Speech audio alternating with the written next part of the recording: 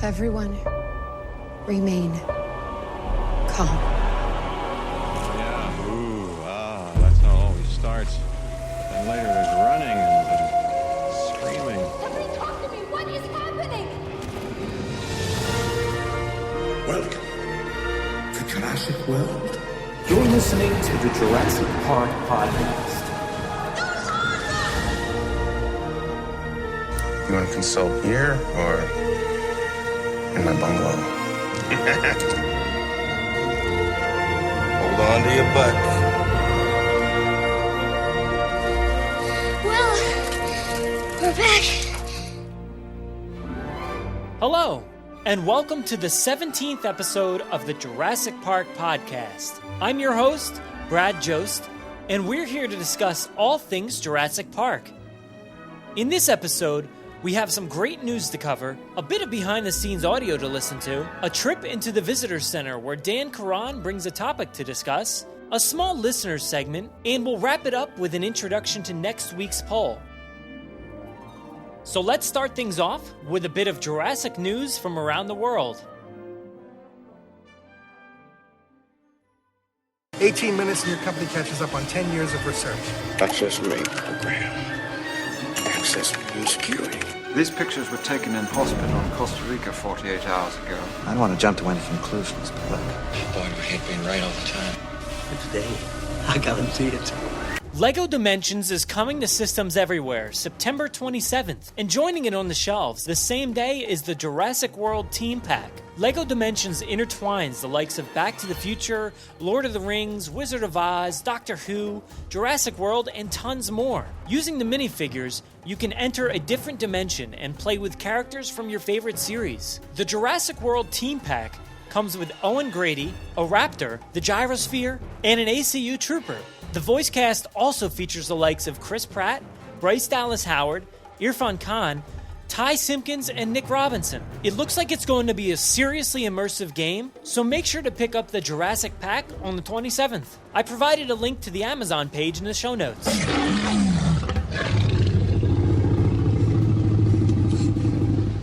The Lost Valley Dinosaur Adventure Zone at the IMG Worlds of Adventure has brought in 69 dinosaurs for the new indoor theme park. Also in this section of the park, it will have the Velociraptor, a new launch coaster that will propel thrill seekers 100 kilometers per hour in 2.5 seconds. And the biggest loop on this ride is topping off at 105 feet. It probably won't open until the end of 2016, so make sure to save up your money and head out to Dubai to check this place out. You can find a few links to more information in the show notes. The Jurassic Park ride in Universal Studios Japan has taken even more shape over the past few weeks. You can even see a bit of the new sign in one of the pictures. The coaster is taking some serious heights now, and it looks to give riders a decent drop. This project won't be finished until 2016, so hopefully they have some time to add some nice theming elements to tie it into Jurassic Park a bit more. I posted a link to Screamscape.com, who originally posted the article. Check it out. HuffingtonPost.com has a great write-up on the raptors from Universal Studios. Journalist Jim Hill points out the different personalities of each raptor and also gives a bit of the history behind the Jurassic Park section of the parks. It's a great piece, so I highly suggest you go click on the link to the article in the show notes. On Twitter, @RealToursHawaii has been posting a ton about the upcoming press junket that's being held within the Indominus Rex paddock for the new Blu-ray release. There's been a bit of construction and upkeep in the area in the past few weeks, so hopefully it's being restored to near film quality, as it has deteriorated since filming the movie. I never really seen something put together so big for a DVD release, so I look forward to seeing what happens. Make sure to follow Real Tours Hawaii on Twitter and see if they get into the event and share it with the Jurassic community. This one comes straight from YouTube. Dino Reviews 101 recently made a video stating that the Jurassic World toy line has been canceled, but that was all due to some misinterpreted information, so apparently it's not canceled. No harm, no foul. Continuing the video trend, Flattened Snake Films goes on to dispel the rumor. Chris got into contact with Hasbro and they settled the dispute. Toy line seems to be fine for now, even though it's underproduced, but continuing nonetheless. We'll see what happens this fall and winter. Hopefully they can create a better version of the previous lines and get it out to the fans who've been dying for something great.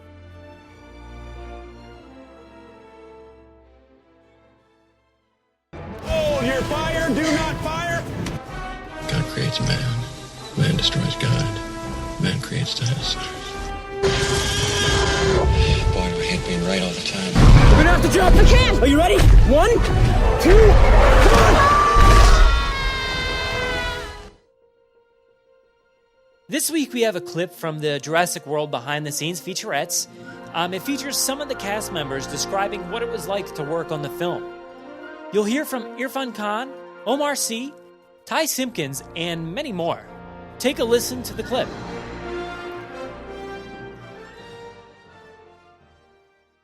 You're sure there's nobody else who can fly a helicopter? We don't need anyone else. Irfan Khan, Omar Sy, both of the boys, Ty Simpkins, Nick Robinson. These are all great actors. B.D. Wong came back from the first film to play his role again.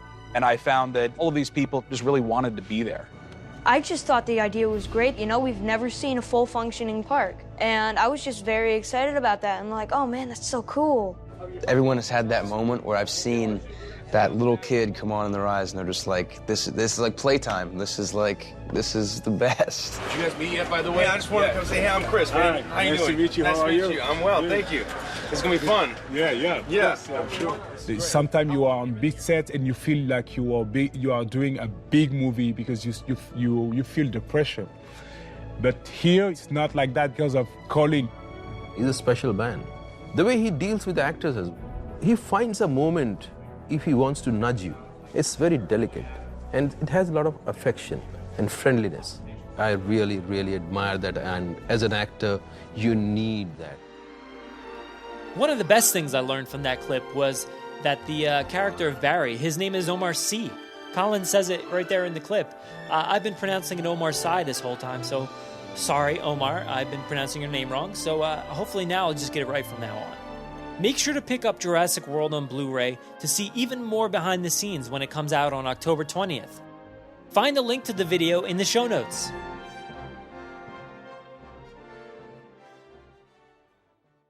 Let's open up the doors to the Visitor Center, where I join Dan Caron to discuss the characters' thoughts on the rise and fall of Jurassic World.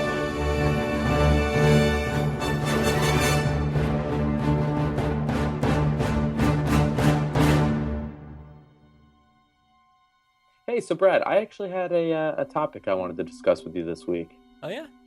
Yeah, it was something popped in my head the other day. I was thinking, what would some of the older characters that we're already familiar with from Jurassic Park, The Lost World, and also Jurassic Park 3, what would they think about the park that finally, came about in Jurassic World? And how would they feel about that park? And how would they feel about the park, once everything, once the chaos ensued? I like this. What characters are we doing? Well, let's start with the first movie. Let's start with Alan Grant. Grant. What does he think about the park opening? Well, I think he obviously hated the fact that it would probably be opening. And, I don't know, he probably would have been right there to boycott it. But I think, as the chaos ensued, I think he's just like, well, it had it coming. I knew it was going to happen. I told you it was going to happen, and it happened. So really, I think that's where he stands, probably. Yeah, I mean, I know in the first movie, we leave with him saying he's, not going to endorse the park, and he comes back in Jurassic Park 3, and he's not willingly. Not willingly, exactly. And he goes through a bunch of stuff there as well.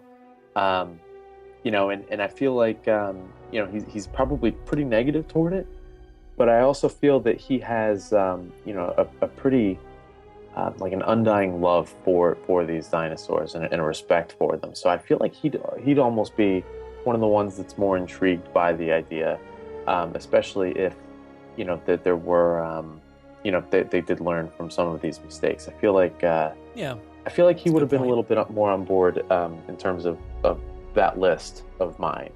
But I thought that would be... Yeah, maybe they could have brought him on in some kind of capacity like they did in the original movie, Like, I'm going to stay home. I'm not going to go to the island. I already know what you have there. But here's a checklist of things that need to be done before I sign off on this park.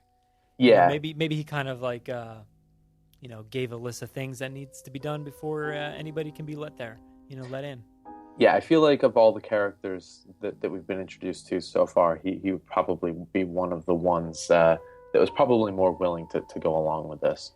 Yeah, and I think you touched on it before. He has such a love for these things, and obviously, in Jurassic Park 3, he continued lecturing, and I guess he probably continued writing books and obviously digging up fossils and stuff like that. So he definitely still loves them. I think you're right. Maybe he did have something to do with it. So moving right down the list, what do you think about Dr. Ellie Sattler? I feel like she got out of the botany aspect of her career. I feel like she moved on. She started raising her kid. I really don't. I don't know. I don't think she really was too fazed by it in the third film. She kind of just. I mean, they did have that discussion at the dinner table. Yeah, right? That's what I was gonna say. She kind of just mentioned like, "Oh, do you remember the sounds and the sounds that they made?" But her eyes almost lit up when they started talking about that. It's almost like, she definitely did start to establish her more personal life, right? But it seemed like that light came back, and I thought that she could maybe have some, bit of excitement, but just like a total and utter fear of ever being affiliated with such a thing. But yeah, I'm sure the two of them definitely like roll in their sleep every night as they have nightmares about the incidents that have occurred. She only has one island's worth of memories. He's got two. So I think that both the two of them obviously laughed. Maybe they didn't laugh because people died, but maybe that's a bad way to put it. But they definitely knew it would happen. I think that's safe to say. So the next one came to mind for me was Dr. Ian Malcolm. And I started trying to think about how he would feel about this type of thing again, and I'm curious to see what you would say. Well, obviously he's very preachy. Everything's chaos. It's always chaos. It is chaos. He continues to write books. Whether or not those books are pertaining to his events on the island, and I don't know, but he would definitely be the first one, I think, to come forward and be like, no, absolutely not. We're not opening another park, and I have nothing to do with it. I mean, it seems like it would almost have to be, part of his experience on the islands, right? It's God creates dinosaurs, right? Yeah. It's one of his direct quotes. Oh yeah, I guess you're right there. Yeah, the title of the book does kind of make reference to that fact. Not just about chaos anymore. It's dinosaurs and chaos, I guess.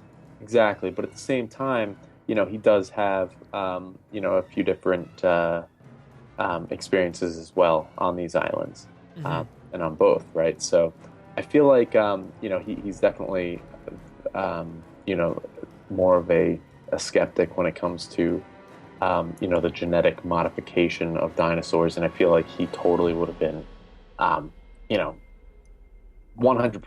not on board with mutating these dinosaurs and essentially playing God again. Yeah, right. He was the first one to really doubt the park.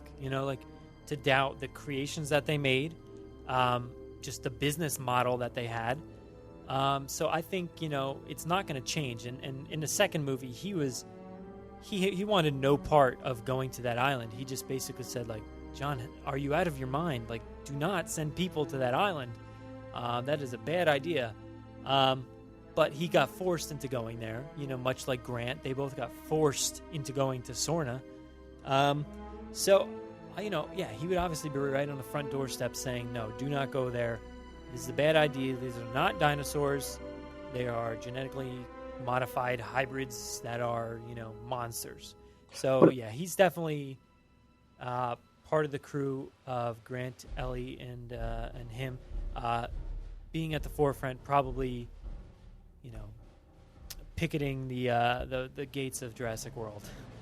But I almost, kind of get another feeling from Malcolm as well, where, he did have more of a, personal, more of like an emotional almost involvement with the dinosaurs there.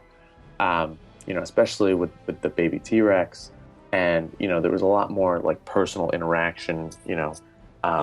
Trying to save this dinosaur. I originally wasn't, part of that plan, but he did start to interact a bit more, and I feel like he, maybe had a change of spirit. Yeah, he definitely interjected himself into the story more by, trying to save that baby T-Rex, and also to let the I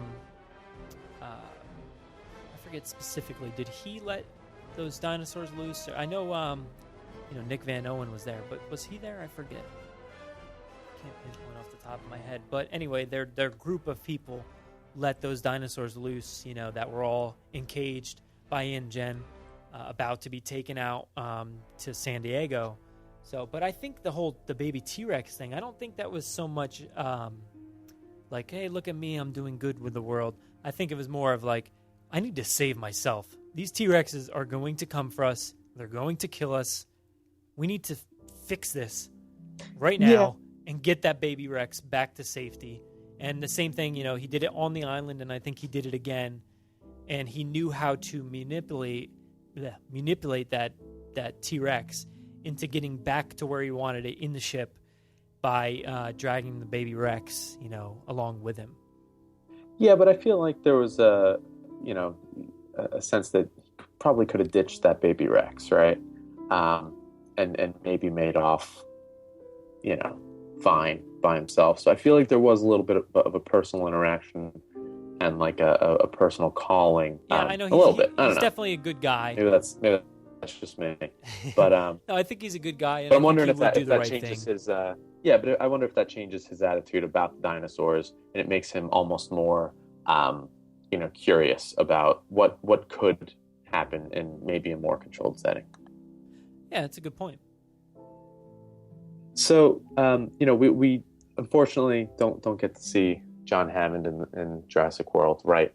No. But how do you think he would feel about the park that did open?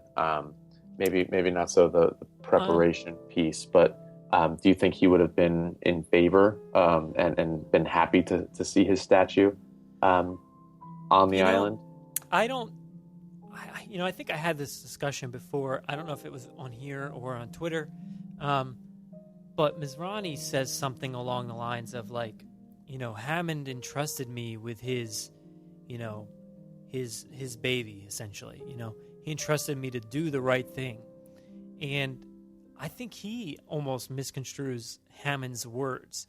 At the end of The Lost World, Hammond is saying, we need to create a biological preserve for these animals, not to interact with them, but to let life find a way, to let life do its own thing, and to not, touch everything, not to get involved.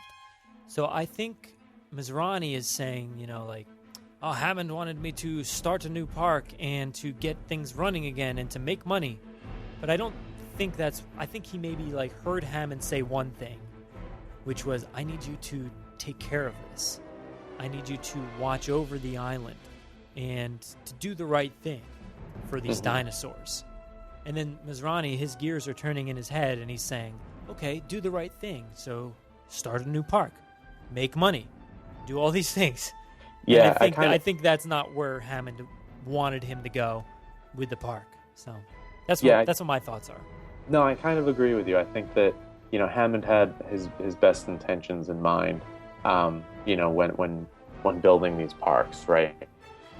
But at the same time, I feel like he could have maybe misconstrued it in a way, where when you're given that much power, to do these powerful things and create these massive living things, you might your mind might go elsewhere and start to Yeah, I think you're a little things. distracted by what the possibilities are.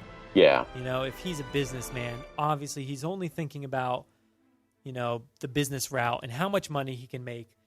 And he hears John Hammond say those things, but that's not really what he was thinking. And I think that's probably what Hammond would have wanted, just, you know, a biological preserve. You know, he changed his mind after the first movie, and he just wanted these animals to live life, you know, uninterfered.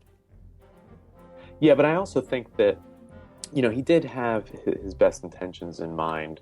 You know, even in Jurassic World, I think that, you know, he wasn't, you know, 100% about the money, aspect of things, but he did have, you know, almost Hammond's,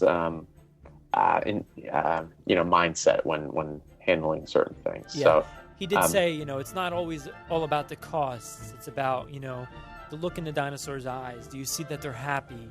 Are you, the workers, happy? But I think that's part of being a businessman and understanding that happy dinosaurs, happy workers create a happy environment and more business. So I feel like every aspect of his discussion there with Claire is about making money. You know, even though he seems sincere. Yeah, no, I agree. How about you know, unfortunately we don't get the pleasure of seeing him in any of the other movies, but Gennaro, do you think he would have been happy that Jurassic World may have had a coupon day?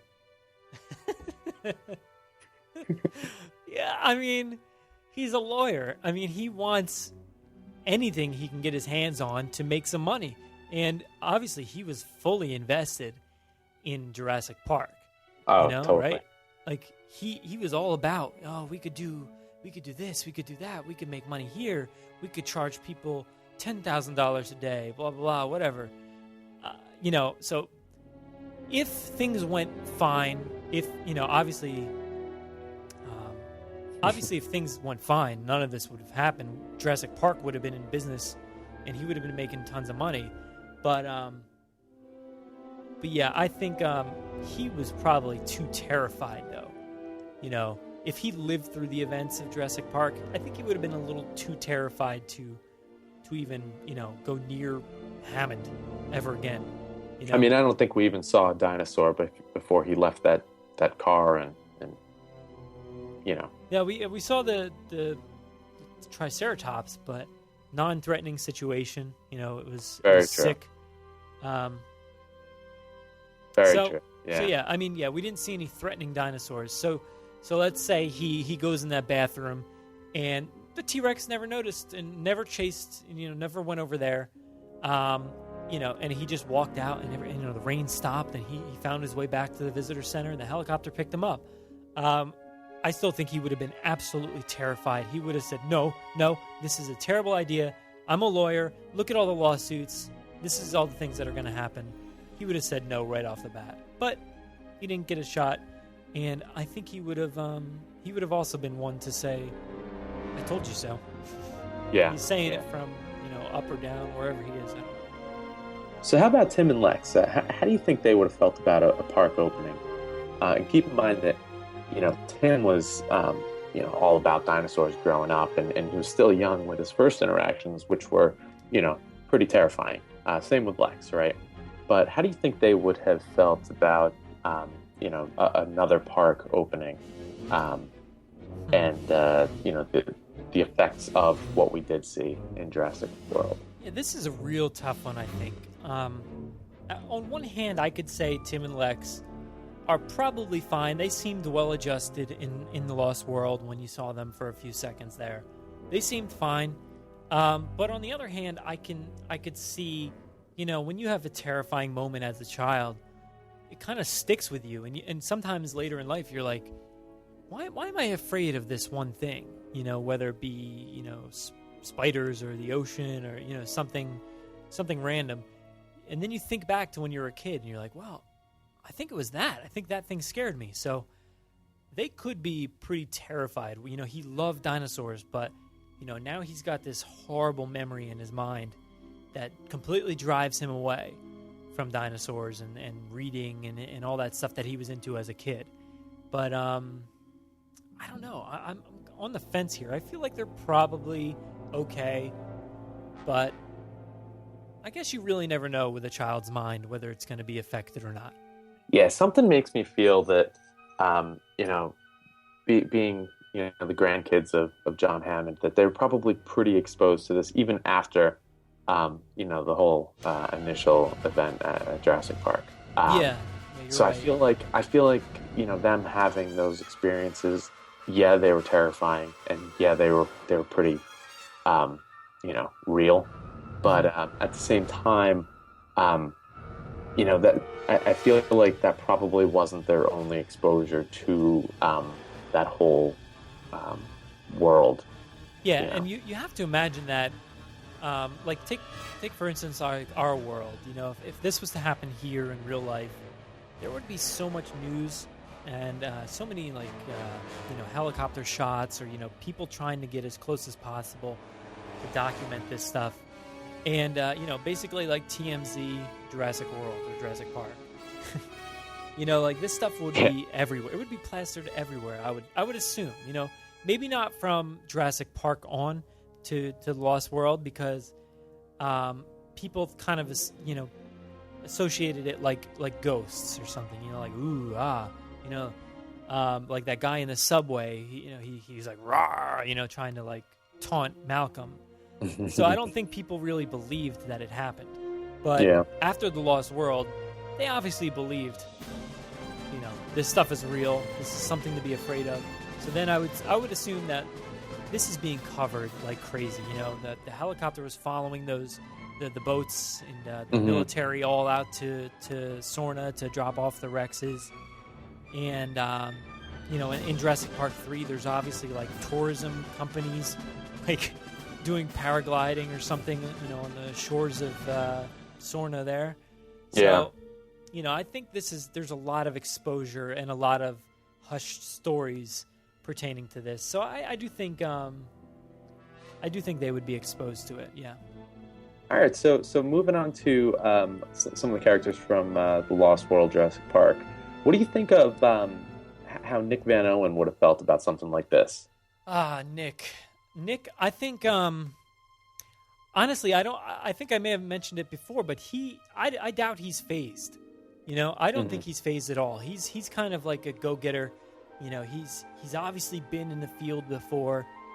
So I think he'd be open to it, and I'm sure he'd want to be there to document the experience, to do all that. I think he'd be all for it, and then once it goes south, same thing, honestly. I think he would be there to get on the ground floor to make sure, he's the one covering it, getting his awards and his prizes. And, I think he's unfazed because he's used to that, maybe not dinosaurs, but he's used to chaos, I would say. Yeah, I definitely think he's, he's definitely like a risk taker and, an experienced documentarian and photojournalist, and he's probably been in some pretty rough stuff before, and obviously he was at Isla Sorna, so I feel like he'd probably want to get a taste of this too. So I feel like he'd be pretty on board for it. Oh yeah, absolutely. So what do you think of Roland Teambo and hearing about this park and That's a good one. That's a really good one. Roland, I don't know a specific quote at the end of The Lost World, but he said something like he's spent too much time in the company of death. Yes. So he's not going to be, there's no role for him at the San Diego park, right? Mm-hmm. That's the route he took. So I think I don't know. I really feel like it's essentially a non-issue for him. He's just like, well, here we go again. Yeah. Just whatever. Whatever happens. I'm going to do my own thing. He's probably, I don't know, some jungle doing something. he was an insane dude, but I don't think he'd really be too concerned. He's got his own priorities. So. Yeah, no, I agree. I think, that exactly what that quote that you just mentioned. I feel like he's probably not on board. And I mean, he probably doesn't mind one way or another if someone else is doing it, but yeah, he's most likely not a party to the new park. No, yeah, I don't think he's a supporter, but, I don't think he's going to be like, no, don't go to that park. That's a bad idea. I just think he's like, all right, whatever. So, in Jurassic Park 3, obviously we see Alan Grant, but we also know that Billy Brennan, gets in to some rough situations himself, right? Yeah. How do you think he would feel? I mean, he was a pretty adventurous guy as well, and he was Grant's right-hand man, and he had a love for these dinosaurs as well. So I feel like he could have been almost in the Nick Van Owen category, where he's probably like excited, and he's definitely got some cuts and bruises and probably a concussion, but absolutely, I think he's probably ready to get back up and tackle this one next. Yeah, I think you're right. He's outgoing, he's adventurous, he's got his lucky pack. He's got Lucky Pack was Sarah. Never mind. Well, it was her lucky pack, right? Yeah, her lucky pack. What was his? He had his camera bag. Yeah, his camera bag. But it was like Lucky Strap or something. Oh, yeah, right? Lucky Strap. Yeah. All right, so he's got his Lucky Strap. I don't know. So he's an adventurous guy. Good one, Brad. Yeah, I don't know, whatever. Forget that. We don't have to talk about Billy. It's okay. No, keep it. Keep it. No, keep it. He would certainly be open to checking it out, and I don't know if he's gonna like sneak backstage and try to steal some more raptor eggs or something. But let's hope not. Yeah, no, that would be a bad idea. But I think he'd be fine. He seems well adjusted, and unlike Grant, they may work side by side. I don't know if after the events of Jurassic Park 3 whether they work together or not, because some pretty harsh things were said between the two of them. Mm-hmm. Maybe got over him, maybe didn't, but I think he'd be fine. I think he'd be well adjusted enough to go back and maybe visit the park as a guest, and just to see, because I feel like he would probably want to further his research. He did a lot to get that 3D printer working, and he knew the raptor calls and everything, so I think he'd want to go back and see it firsthand again. Yeah, no, I definitely think so. I feel like he's probably one of the more intrigued, characters that we've met so far in these 3 films that would really be, pretty interested in going back. Yeah, I honestly, I listed on my top 10, but I definitely want to see him back. He's an interesting character, and out of the characters in that movie, like, he's the one I'd want back the most. I don't know. I'd probably take him. No, I don't know. I don't know if I'd take him over Grant, but I'd love to see him back. I think he was real interesting and a great character. So, last but certainly least, the Kirbys. What do you think of? I mean, this question really pertains to Eric, right? Okay. Eric Kirby. I actually recently noticed that he was in The Sixth Sense the other day. He's that bully kid. Really? Yeah, he is. I had no idea. But anyway, Eric Kirby. I feel like he once he was on the second island, he was fending for himself. He sort of got a feel for the different dinosaurs, and yeah, he had his own run-ins as well. But do you think he's like interested by this, or do you think he's like totally, not about this at all? I'm gonna kind of go the dark route. I think he probably no, he's not dead. No, that's too dark. Too dark. Yeah, that's pretty dark. I think he's probably got some PTSD. He was essentially in like a war zone, and he looked tattered. And he had T-Rex P. which is essentially acted as a grenade, to either call in others or scare off others. I forget exactly, but I think he's gonna have some bad dreams. So you're going like the Jumanji route, like the full out. Oh yeah, exactly. Yeah, he's gonna have the Robin Williams vibe from that film. Yeah, definitely. He's gonna be covered in leaves. He's gonna have a giant beard. I definitely see that happening for him, and I feel like his parents are gonna have a hard time. They're like, finally, we have our family back together. We're gonna be a well-adjusted couple and a well-adjusted, son and parents. But no, I think things are gonna go wrong, and he's gonna be crazy. I could see some bad stuff happening with Eric. Probably, yeah. So as far as the park though, I think he would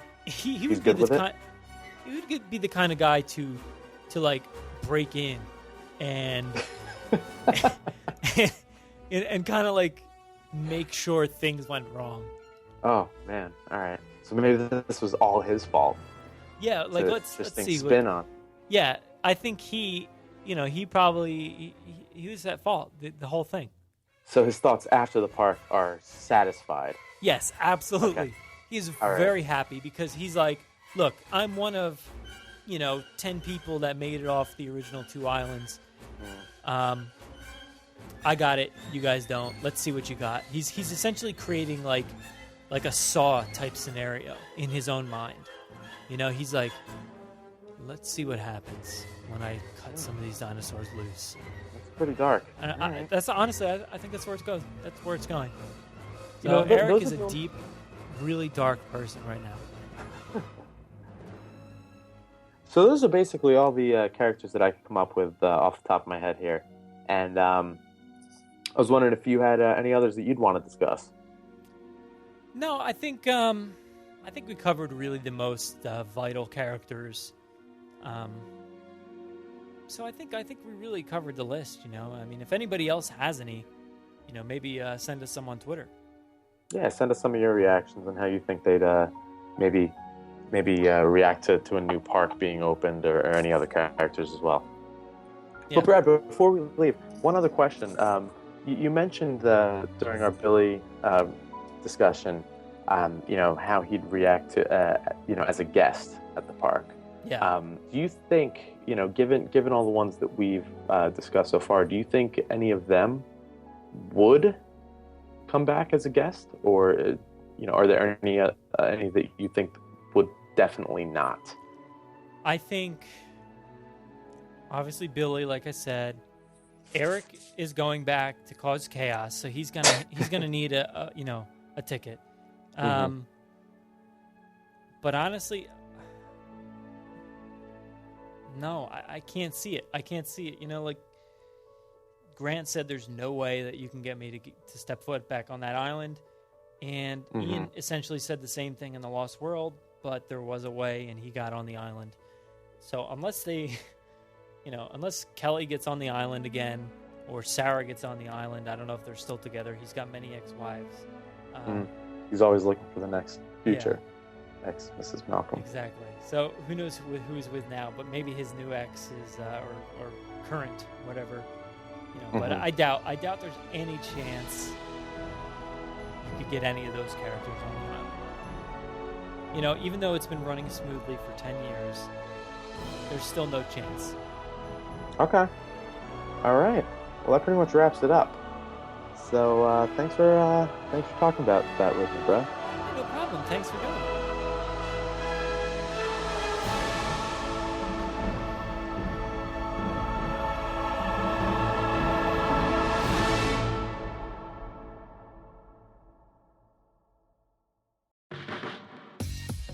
You recently heard Sabrina and Garrett from I Know Dino on our podcast, episode 16. Well, now I'm on theirs. Check it out, episode 42, where we discuss dinosaurs, Jurassic Park, and more. Hello, and welcome to I Know Dino, the Big Dinosaur Podcast, where we cover news, interviews, and discussions of all things dinosaur. Hello, and welcome to I Know Dino. I'm Garrett. And I'm Sabrina. And today we'll be talking about Styracosaurus, we have an interview with Brad Jost from the Jurassic Park Podcast and some news. We've listened to a few episodes, and you've got news clips and sound bites, and it's just beautifully produced. These are hybrids, and they're genetically modified, and that they don't look like this in real life. Yeah, I think it's something that people don't overtly go out and say, I love dinosaurs. So they're mashing science with gaming technology. Yeah. It looks amazing. I kind of like it to be like a community podcast. There's dinosaurs everywhere. Obviously, everyone's going to have their own story. So please, go check out their awesome podcast, and make sure to follow them on Twitter, @IKnowDino. Also, go check out iTunes. Download, review, and subscribe to I Know Dino, the Big Dinosaur Podcast.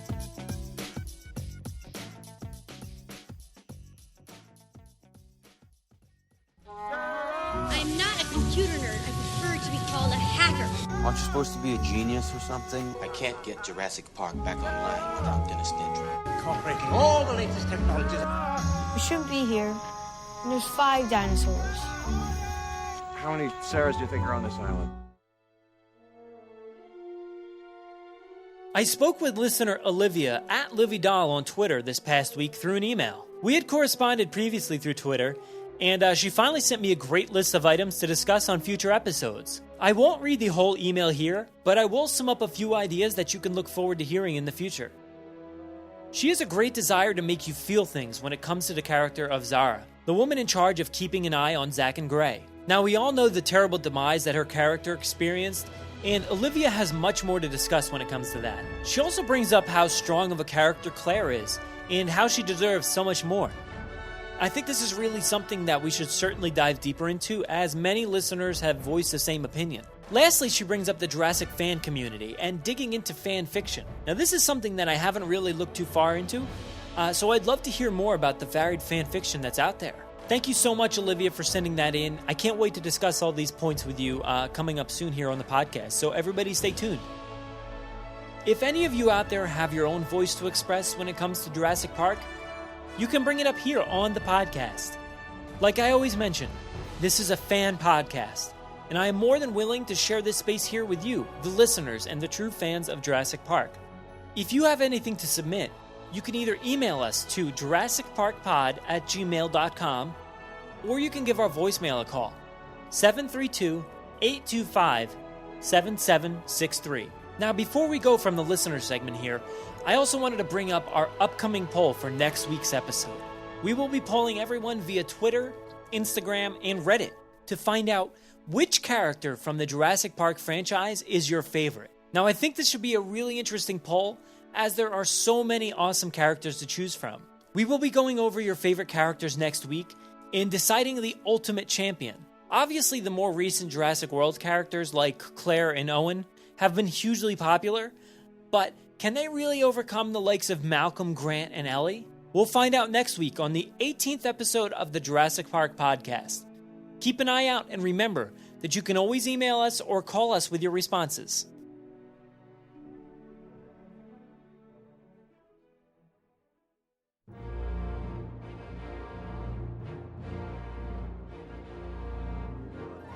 Thanks for listening to the 17th episode of the Jurassic Park Podcast. I want to thank Dan Caron for bringing up such a fun topic this week. It's pretty fun to think about what each character may be considering during the rise and fall of Jurassic World. I also want to thank Olivia for sending in her email and getting one step closer to joining me here on the podcast. Don't forget to send in your thoughts on the upcoming poll. We want to know which character from all the films rules them all. If you want to find us, we are basically all over the internet now. Twitter, Instagram, Tumblr, and Flickr. You can also listen to us via iTunes, Stitcher, Soundcloud, PodOmatic, and YouTube. We're usually spotted commenting on the Jurassic Park subreddit as Jurassic Park Podcast. All the links to our web presence are in our show notes. I know I ask you every week, but if you haven't already, please do us a huge favor by giving us a 5-star review on iTunes. It will seriously help us build our rankings and make it easier for fans like you to find us. If you want to get a hold of us, you can tweet us at Jurassic Park Pod, or you can email us with any news stories, MP3s, segment ideas, pictures, top 10s, or comments to JurassicParkPod@gmail.com. If you would like to record something for the show, Send it in to us, and we'll feature it on an upcoming episode. If you don't have any way to record, you can give our voicemail a call and leave us a message. The number is 732-825-7763. Thanks for listening, and enjoy.